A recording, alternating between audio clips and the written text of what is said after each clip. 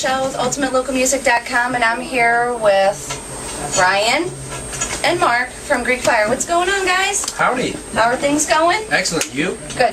How are you, Mark? I'm wonderful. Are you guys excited for the Ho-Ho show?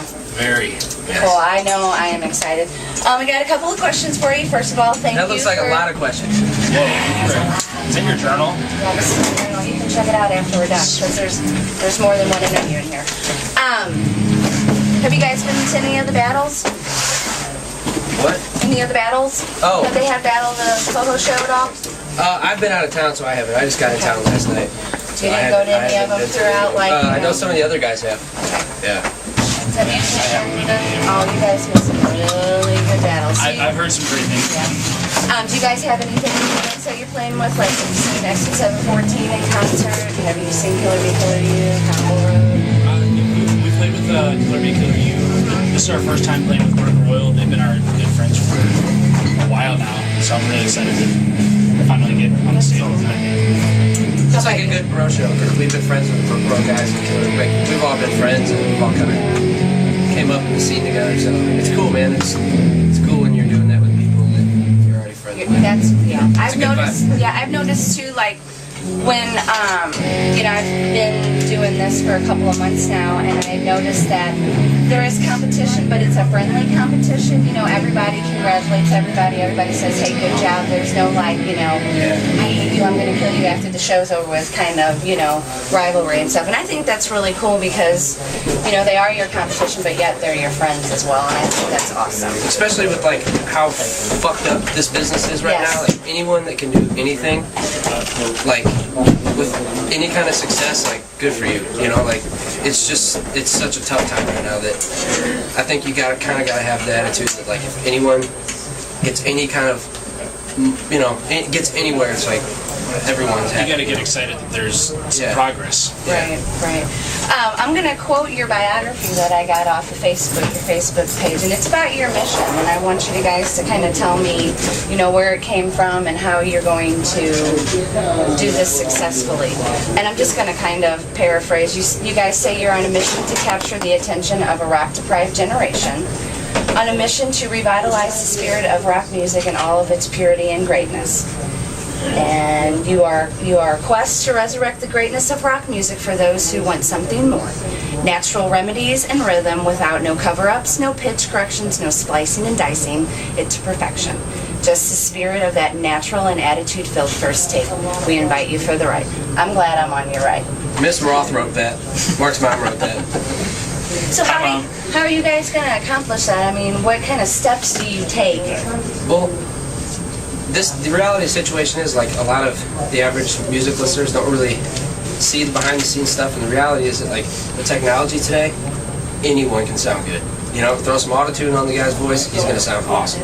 You know, drummer can't play with shit, throw it in Beat Detective. Awesome. You know, the technology's there that in a bedroom you can sound, you know, with minimal gear, you can sound like a world-class band, you know? So, with this band, we don't rely on that. You know, if Phil can't hit a note, we don't let auto-tune fix it. It's just that note doesn't get recorded. If I can't play something on guitar, you know, technology's not going to fix it. It's not going to, if I can't play it, it's not going to be recorded. Same thing with bass, like, the drums, like, we don't, you know what I'm saying? Like, Right. If we can't consistently, like, nail it apart, we're not going to let Pro Tools join our band and do it for us, you know? And I think a lot of that's been missing in the last, you know, in the last decade. You know, everything is, a lot of the heart and soul of music, and it's hard to differentiate, like, who's who. Like, is this drummer awesome? I don't know, because I don't know if he can really play or if Pro Tools can play for him, you know? Right. So that's kind of where that mission statement came from. It's just about us being honest and doing it, you know, pure and with emotion, and not letting robots and computers join our band too much, you know? We were thinking about having a robot in the band. He didn't pass the audition. We programmed him wrong. We're prejudiced. Yeah. We don't like him. Now, I know that you and Moon travel as Story of the Year still.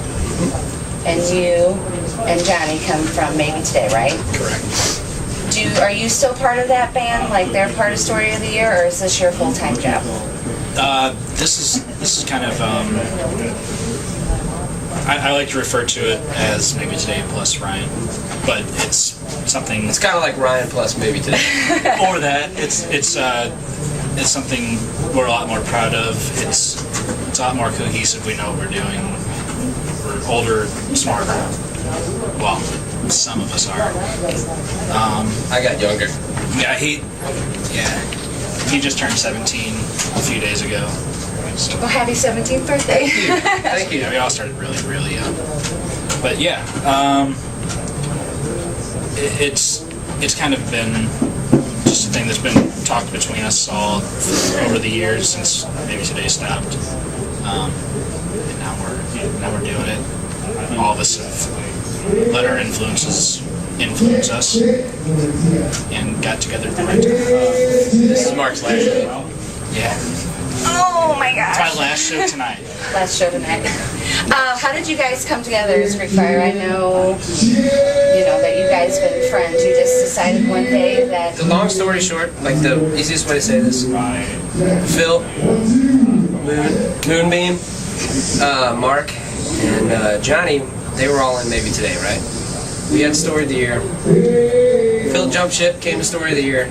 Everyone remained friends, and over the last couple of years, Phil and I just had this thing that we really wanted to do on the side, just separate from Story of the Year, just stuff that really needed to come out, And we needed a bass player and a drummer, and we don't have to look anywhere because these guys are just here, and they're the best in the world as far as I'm concerned. And I think with Phil and these two guys, like there was always a plan at some point to come back. Then I became the leader of the band, and I was joking. That's what it is. Like Phil and I on tour with Story of the Year, and we love that. That's our, those are some of my best friends in the world, and we'll always do that band. But there's something a little bit on a different level, on a different like emotional level, a different musical level, like just something, a complete departure that Phil and I really felt like we had to do, So, it's like the most natural thing in the world that this band formed. Does your Story of the Year fans follow you across over to Greek Fire? Is there a separation? I think there's some overlap, but for the first year or two, like we didn't tell anybody that we were from Story of the Year. We'd do shows and we wouldn't tell the other bands. Like we didn't even show our faces like for the first year of this band. Like we had shadows and so we didn't want to play the story card, Right. because it's two different bands. Like we sound nothing alike. It's two totally different animals, So I don't Good know. ideas before they give it a chance. Right. Yeah. So if story fans, if they like Greek Fire, awesome. If they don't like it, that's fine. Because you know what I'm saying. Right. It's not everyone's cup of tea. How about some highlights of 2011 since it's closing? What are some of your highlights? Reader's Playing Digest. Alaska. That wasn't us. I filled in the bass. Like band wise, Just, you just, know what? The Point Fests and Q101's Jamboree, Q101's Jamboree, like, dude, those shows were amazing for this band, And just everything the Point's done for us in general over the last year has just been kind of amazing news after amazing news, and like those guys have been so supportive, and all the radio listeners that have been calling and flooding their lines and everything. Like just that whole radio, the life this band has had in radio here in St. Louis, is just kind of one big, huge highlight to me. Because we don't write music for radio. We don't write music for anything other than just for the love of it. And the fact that we can just make an honest song that's just us being us, and then so many people respond to it on a level like that, like that's amazing. Now, is the hometown crowd different to you guys versus the crowds outside of St. Louis? I mean, is there a different feel? I know because we love you guys, so. Yeah, it's a little different, but also when you play somewhere besides your hometown, there's a lot less, in a weird way, there's less like pressure. There's not like family and friends and and all that. But yeah, I mean, with this band, it's all about, I don't know, it's all about like the emotion and musicianship and just the love of what we do, So we don't want like I don't have to look down and see people having mosh pits. I don't have to look down and see circle pits, all that stuff. Like I'm fine with people just watching this, you know. And that's been a really different aspect of being a performer than I've seen in the last decade. Because the Story of the Year, it's just all about energy, go, go, go. With this band, it's more, you know, there's more ups and downs, and there's more. It's not quite in that. I talked for a long time just now. Sorry. That's okay. What are your favorite artists right now that you guys are listening to? Like, what's on your iPod? I mean, who do you go goo goo gaga for? I mean, I'm not going to say fangirl status because obviously you guys aren't fangirls, but I mean, who do you, oh my gosh, I can't believe, you know, they got a new record coming out. Go ahead. Man, we listen to pretty much everything. Yeah. When we're traveling, it can go anywhere from pop to rock and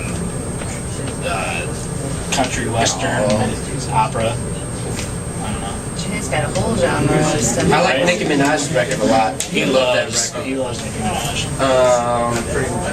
Yeah, that's kind of the one that I really love that record. Probably sounds weird that we're inspired by this, That's all but right. it's Yeah. Dude, there's something special about her, man. Yeah. we kind of draw the inspiration from across the board. Smashing Pumpkins, really, Siamese Dream, and Gish. I bought that shit. That's awesome. Now, Yeah. who thought up of your acoustic sessions on Facebook? I think that's really cool. Do you guys just decide one day that you're gonna give us a taste of your musicness? Taste our music. Because it's Taste pretty our cool. music. I mean, when I first heard Disarm, I'm like, I Well, like it better than the original. dang. Yeah, I mean, Big statement. yeah, I do. You're gonna get some bad feedback for That's Yeah. quite all right. I Don't just hate her. state the facts. that. Honestly, YouTube is the new MTV. My generation, growing up, it was MTV. It was 120 minutes. It was Beavis and Butthead. It was all that, you know. They still have Beavis and Butthead. Yeah. And sits down and turns on MTV and waits for music videos. You want to watch a music video, go to YouTube. Waiting you a know? long time. Yeah, Yeah. you've been waiting So, forever. you know, part of the building the brand, part of building this, you know, building this band, got to get content out there, and it's like technology has opened up this whole the music business is literally the Wild West. Like no one knows what's going to happen. It's just lawless, just crazy existence out there, you know, and. You know, with all that craziness and the downsides of all that, there's also a big upshot. It's like stuff like YouTube. You can film something with your fucking iPhone, put it on YouTube, and everyone in the world can see it if they want to. You know, probably not going to, but they could. You know, You so have that we're chance. we want to give people that are passionate about this band, like people that are fans of this band, we want to give them as much stuff as we can give them. You know, because MTV's not going to do it. You know. Yeah, we can't release an album every couple of months, so we might as well give them something to keep up with us and get excited about. Yeah, we have we're gonna do a lot of cool stuff in the near future with that because it's, you know, It's a great tool for now. Yeah. And I like it that you guys just looks like you just sit down because you said you just sit down and you go. And dude, I what's cool about that? I love that. The thing that's special about that to me is that there's no editing, there's no tricks, there's no nothing. It's just literally like a fly on the wall view of us just sitting there jamming, you know?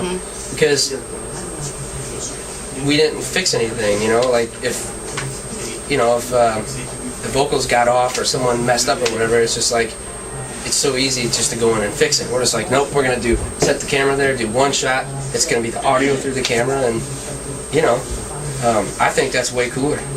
You know?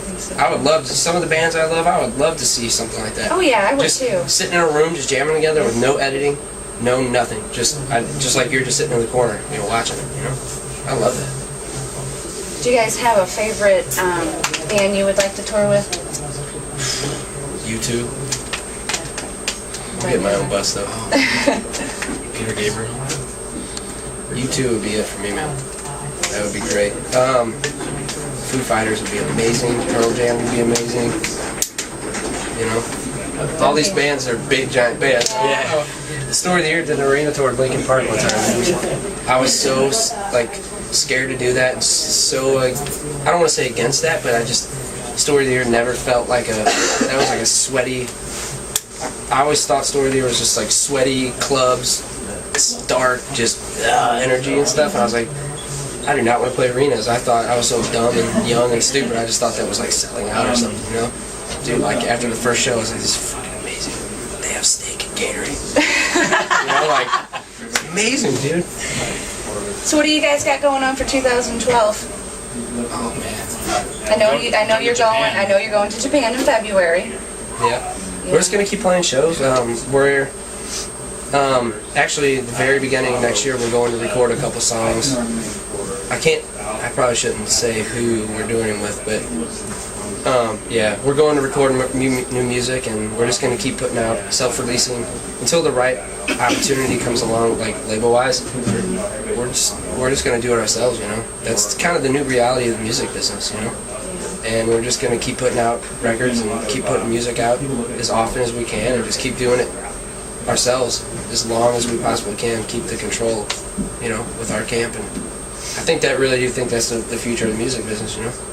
Is there an album in 2012 in store for us? We're gonna try to do like 2. Like we're gonna try to like release an album like every 6 months, you know.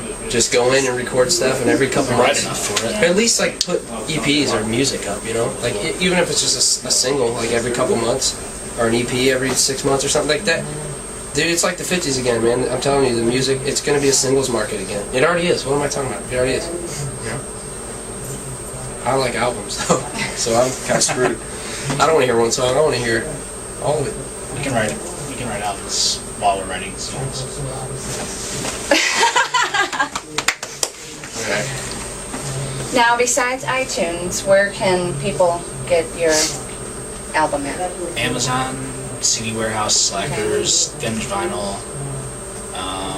How about outside of St. Louis, other than Amazon? CD Warehouse So ships. okay, yeah. I didn't know that. I just Yeah, figured it was iTunes and local. Amazon is the digital. They're the digital outlets. Are there others? Huh? Are there others online? Oh yeah, there's a whole bunch. I can't really recall right now. Just go on the internet and just type it. You'll Yeah. Type Greek Fire, you'll find us. We're on the internet. Yeah, iTunes, Greek Fire, Amazon. we're on the internet. I don't know. All those. You can stream If you it on don't have- Spotify. Yeah. I do that all the time. But don't do that. Buy it. Well, I want to thank you guys. That's all the questions I have for you, and I want to wish you happy holidays and good luck on your tour in Japan. Thank you. And hopefully, you know, we'll see you back here sometime. And I really appreciate all that you do for music. I love you guys. Thank love you. a Thank lot. you so much. This is Michelle Fitz for UltimateMusic.com. This is Mark and Ryan from Greek Fire. Peace. Thank you guys.